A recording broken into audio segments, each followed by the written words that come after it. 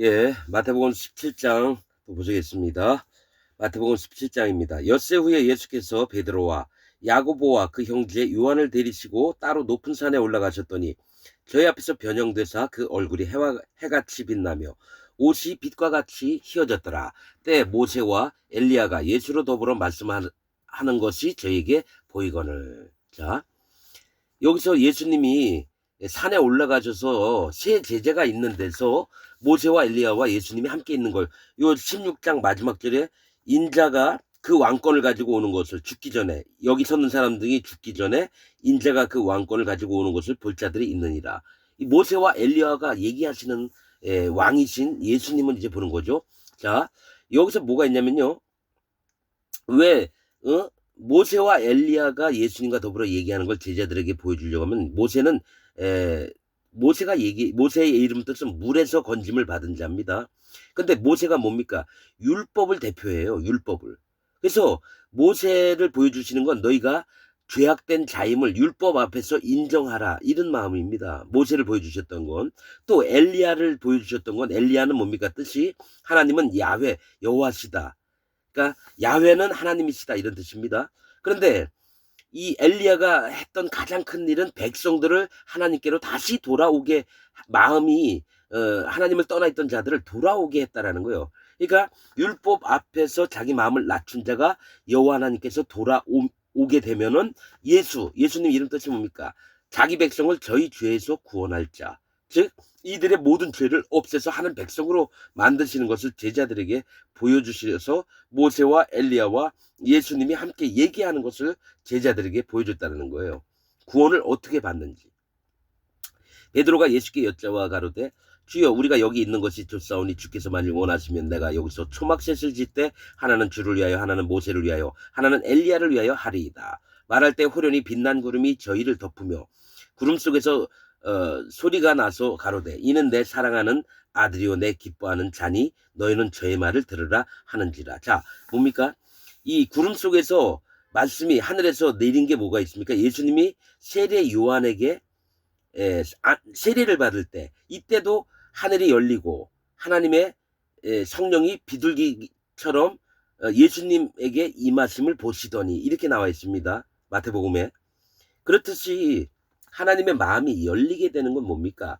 하나님의 합당한 마음을 갖고 있는, 예수님이 행하신 일에 기뻐하시는 그런 부분들에 하나님 마음이 열리는 걸 얘기를 해요. 그래서 이는 내 사랑하는 아들이요 내 기뻐하는 자니 너희는 저의 말을 들으라 하는지라.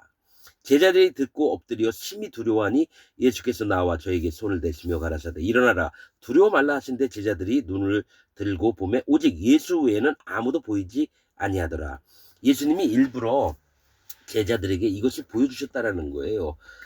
저희가 산에서 내려올 때 예수께서 명하여 가라사대 인자가 죽은 자 가운데서 살아나기 전에는 본 것을 아무에게도 이르지 말라 하시니, 이때도 주는 그리스도요 살아계신 하나님의 아들이니다. 이때도 아무에게도 얘기하지 말라 그래요. 그리스도이심을. 근데 지금 또 본 것도 아무에게 이르지 말라는 거예요.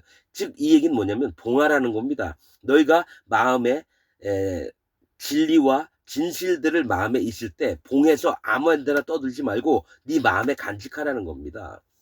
제자들이, 그래서 진짜 하나님 종들은요 아무한테나 복음을 전하진 않습니다. 막 떠들고 뭐 그를 억지로 하나님 사람으로 만들고 이렇게 안 합니다. 딱 봐서 진짜 심령이 여호와 앞에 마음이 받을 만한 자에게만 얘기하고요, 안 받을 사람에게는 그냥 흘러가듯이 얘기합니다. 예수님도 똑같았어요. 무리들에게 다 얘기한 게 아니라 그들에겐 비유를 얘기했고요, 제자들에게는 비유를 풀어서 원래 하나님의 마음을 알게 하시는 게 예수님이 행하셨던 겁니다. 지금 2025년도 똑같습니다. 진짜 하나님 종들은 사람들에게 아무나 막 떠들진 않아요. 그 마음에 있는 거. 실제로 저도 이렇게 설교했던 내용들 여러분에게 얘기를 하지만 이 내용 중에 다 있는 게 아닙니다. 실제로는 뭐가 있냐면은 교제를 할 때 지금 말씀을 전하는 것보다 아주 더 깊은 얘기를 많이 합니다. 그래서 실제로 마음이 변하고 하나님 종과 함께 있는 사람들이 생활 중에서 하나님의 마음이 어떤지를 더 많이 알게 되는 게 교제 시간을 통해서 많이 합니다. 이 말씀은 누구나 다 들을 수 있어요. 그러나 하나님께 가까이 오는 자는 하나님의 종에게 그 마음을 열고 실제로 생활 중에 배우는 게 더 큽니다. 그리고 비밀한 것들이 되게 많아요. 자, 에, 제자들이 묻자와 가로되 그러면 어찌하여 서기관들이 엘리야가 먼저 와야 하리라 하나이까. 예수께서 대답하여 가라사대 엘리야가 과연 먼저 와서 모든 일을 회복하리라. 이 엘리야가 누구냐면 세례 요한입니다. 세례 요한. 자, 예수님이 얘기한 건 엘리야가 과연 나보다 먼저 와서 모든 일을 회복하리라. 이게 뭐냐? 백성들이 하나님의 마음에 떠나서 지들이 만든 하나님을 믿고 있고 우상들을 믿고 있고 지들 멋대로 기독교 인생들에게 지금 얘기하는 겁니다. 엘리야가 먼저 와서 구원의 첫걸음을 내디게 하는 게 예수님이 아니라 엘리야입니다. 세례 요한입니다, 여러분. 세례 요한이 우리에게 뭐랬냐면 할례의 믿음을 가르쳐주고 회개의 믿음을 가르쳐주는데, 마음의 진정으로 자기 마음을 찢고 예수님을 만나야 되는데 마음이 있는 그 상태에서 그냥 예수님 만나버리니까 뭡니까? 누룩이 섞인 것들과 진리가 섞여서 빛을 못 발하게 되고 나중에는 뭡니까? 거짓자가 되고 예수님 대적하는 자가 됩니다. 저는 이건 기독교 안에서 수도 없이 봤고 사람들의 말을 들으면 그걸 너무 많이 느낄 수 있는 게, 자기를 한 번이라도 하나님 앞에 마음을 내려놓지 않고 있는 자세에서 예수님 나 믿는다 이러니까 뭐가 있냐면 하나님이 그 마음에 안 들어가시는 걸 봐요. 그래서 엘리야가 과연 먼저 와서 모든 일을 회복하리라. 하나님께 향한 바른 자세를, 그러니까 이 모든 일을 회복하리라는 거는 하나님께 향한 바른 자세를 먼저 갖게 하고, 이게 세례 요한의 회개케 하는 그 마음들, 그 전한 말들이 할례받는 마음인데 이게 신앙생활의 첫걸음입니다. 구원의 첫걸음이기도 하고요. 12절 내가 너에게 말하노니 엘리야가 이미 왔어요. 왜냐하면 이미 죽었어요. 헤롯에게 목이 잘려서 죽었습니다. 엘리야가 이미 왔을 때 사람들이 알지 못하고 임의로 대우하였도다. 인자도 이와 같이 그들에게 고난을 받으리라. 자, 세례 요한이 목이 잘려 죽은 것처럼 예수님도 십자가에 못이 박혀 이제 죽으셔야 되는 거죠. 그들에게 고난을 받으리라. 뭡니까? 하나님 잘 믿고 있다라는 바리새인들, 서기관, 지금 기독교인들에게 고난을 예수님이 받으셔야 된다는 얘기죠. 그제야 제자들이 예수의 말씀하신 것이 세례 요한인 줄 깨달으리라. 저희가 무리에게 이름에 한 사람이 예수께 와서 꿇어 엎드려 가로되 주여 내 아들을 불쌍히 여기소서. 저가 간질로 심히 고생하여 자주 불에도 넘어지며 물에도 넘어지는지라. 내가 주의 제자들에게 데리고 왔으나 능히 고치지 못하더이다. 예수께서 대답하여 가라사대 믿음이 없고 패역한 세대여, 내가 얼마나 너희와 함께 있으며 얼마나 너희를 참으려 그를 이리로 데려오라 하시다. 이에 예수께서 꾸짖으시니 귀신이 나가고 아이가 그때부터 나으니라. 자, 이때에 제자들이 종용이 예수께 나와 가로되 우리는 어찌하여 쫓아내지 못하였나이까. 가라사대 너희 믿음이 적은 연곤이라. 진실로 너희에게 이르노니 너희가 만일 믿음이 한 겨자씨만큼만 있으면 이 산을 명하여 여기서 저기로 옮기라 하여도 옮길 것이요 또 너희가 못할 것이 없으리라. 지금 믿음 없는 것을 책망했는데요. 다른 성경에 사복음서에는 뭐가 있습니까? 이 귀신 들렸던 아이의 아버지가 제자들에게 이렇게 했어요. 고쳐달라고 했는데 안 돼서 예수님에게 데려왔어요. 근데 이제 어떤 부분을 또 얘기를 하시냐면 여기서는 이제 제자들의 믿음을 얘기를 했죠. 자, 이 아이의 아비가 이 아이가 낫겠느냐 그랬더니 할 수 있다면 하시옵소서 이랬거든요. 할 수 있는 것이 무엇이냐? 믿는 자에게는 능치 못할 일이 없느니라라고 지금 요 부분을 얘기를 하세요. 그러면서 그 아이가 언제부터 이랬는지 물어봐요. 그러니까 그 아이가 어렸을 때부터 이랬다는 거. 물에도 들어가고 불에도 들어가고 귀신이 들려서. 그러니까 그래서 쫓아내주셨거든요. 그 제자들이 왜 우리는 못 쫓아냈느냐? 그랬더니 이런 일은 기도 외에는 없느니라 이렇게 얘기하시거든요. 요 부분. 귀신 들렸던 아이의 아버지와 뭡니까? 아이의 아버지가 그래요. 할 수만 있으면 무엇이냐? 예수님 책망받으니까 나에게 믿음을 주옵소서 이렇게 얘기를 합니다. 다른 나중에 또 그 말씀을 할 건데요. 그렇듯이 뭐가 있냐면 예수님 제자들도 그렇고 아이의 아버지도 그렇고 귀신 들렸던 아이의 아버지도 그렇고 믿음이 필요한 상황인데 이 믿음은 어디서 나오냐? 여호와 하나님께 기도하는 마음입니다. 실제로 믿고 하나님께 기도를 할 때 하나님이 들어주시는 걸 얘기를 해요. 그러니까 뭐냐면 우리의 생각들은 뭐냐면 내가 예수님께 능력도 받았고 귀신도 쫓아내는데 왜 내가 못 쫓아내지? 귀신 걸린 아이를 왜 못 고치지? 그러니까 자기 중심으로 보지만 자기 마음을 낮춘 자는 하나님 내가 못하는 자잖아요. 아시잖아요. 하나님께서 도와주옵소서. 이럴 때 진짜 하나님이 도와주실 것을 마음에 100% 믿는 자에게는 능치 못할 일이 없는 거예요. 그래서 이 삼도로 들려서 저쪽에 가서 바다에 빠져라. 그러면 실제로 그렇게 된다는 걸 얘기를 한다는 거죠. 이 믿음이 한 겨자씨만큼 있어도, 그러니까 겨자씨가 보일 듯 말 듯 아주 작은데 그것조차도 없다라는 거죠. 실제로 여러분 우리가 어떻게 살면서 믿음이 있는 척했지만 실제로 마음에 믿음이 없습니다. 그래서 아예 이렇게 하나님 제가 믿음이 없는 자군요. 하나님 도와주옵소서. 제가 믿음의 사람으로 되게끔 여호와 하나님께서 제게 힘을 주시고 하나님의 능력을 보여주옵소서. 이렇게 정말 절실하게 기도할 때 저는 매일매일 이런 기도를 합니다. 주님, 하나님 뜻이 뭡니까? 도와주옵소서. 지금 돈도 없고 쌀도 없고 하나님 정말 또 구원받을 영혼도 지금 여러분 아직까지 뭡니까? 이런 마음에 있는 모든 것들을 다 기도를 하고 믿는 게 뭐냐면 구하라 찾으라 두드리라 그러면 열릴 것이니 그랬듯이 뭐냐면 기도한 다음에 믿어버립니다. 하나님 반드시 해주신다. 근데 그게 하루 만에 금방금방 되는 게 아니에요. 어떤 데는 하루 있다가 어떤 데 이틀 있다가 어떤 데 3일 됐다가 일의 어떤 중함 때문에 하나님이 내 마음을 보시고자 바로 해주신 건 아니에요. 근데 며칠 있다 보면 내가 그 기도 마음에 계속 쓰고 있었는데 하나님이 해주시는 걸 봅니다. 그래서 여러분들도 반드시 여호와 하나님을 믿고 또 실제로 자기 마음을 비운 다음에 기도해야지 욕심 따라서 빨리빨리 되고 뭐 이런 거 아닙니다. 온전히 그냥 하나님이 해주시면 감사합니다. 안 해주셔도 감사합니다. 그런 마음으로 완전히 믿고 기도를 해야 될 줄 압니다. 22절 갈릴리에 모일 때에 갈릴리 뭐라 그랬죠? 고리, 지역, 지방 이거 뭡니까? 하나님의 심판이 있는 세계에서 누가 구원을 받을 자인지 누가 구원 못 받을 자인지 보는 장소가 갈릴리라 그랬죠.